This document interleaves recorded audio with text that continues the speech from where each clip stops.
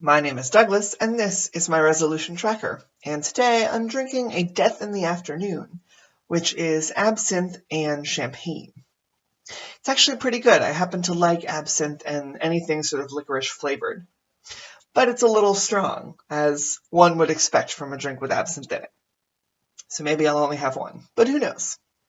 Today's been a pretty good day. I woke up after noon because I was up late playing Minecraft or something, as you know, and relaxed a bunch. I watched a few videos on YouTube. I made myself an omelet with spinach and onion and bunches of cheese because I like cheese.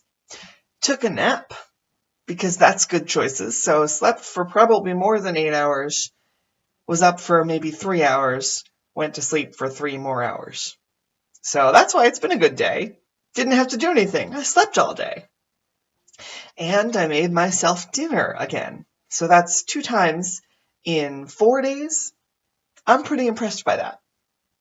I made these ahi tuna steaks that I had in the freezer. I think I mentioned it in a previous video. So this morning, after I made the omelet, I decided I wanted to take them out and give them a try because I had the time and interest in doing it this weekend. So I took them out of the freezer, put them to defrost in the refrigerator, and hung out for a while with our friend who came over to visit us and comes over frequently on Saturdays. We played a game called Betrayal, a House on the Hill. I believe that's the full title. We just call it Betrayal. But it's a fun little game that involves kind of a form of role-playing, but in an easier format because you just have a character with a couple of traits that can drop or raise depending on what goes on in the game. And the idea is that you're exploring a house. And so the house will be differently generated depending on what you turn over. And then the result is at some point there's what's called the haunt. And so something happens in the house that causes a monster or ghost or something to come and start to attack you. And there's one player who's a traitor, and that traitor is involved in trying to help things along and defeat the explorers, as they're called. It's a fun game, and I quite enjoy playing it with our friends. And as soon as that was done, I decided to go ahead and make those tuna steaks. So they'd been sitting in the refrigerator. And so I made them in a pan, put pepper and lemon juice on them, and I put them on top of mashed potatoes. In my pantry, I've had some mashed potato flakes, which are basically potatoes that are dehydrated and made into flakes, and you rehydrate them with water and milk and butter, and you get general mashed potatoes that are pretty smooth and fluffy. And they worked pretty well. I think I remember having had a fish dish at a sort of seafood style place served on mashed potatoes, and I like that idea.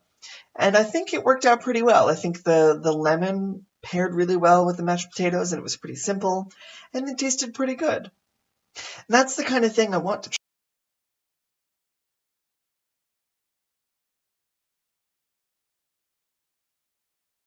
Let me go ahead and just make some food.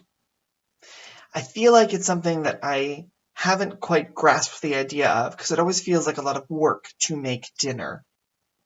Because it feels like there's going to be a lot of pans and ingredients and dishes and cutting and chopping and blah, blah, blah, blah, blah.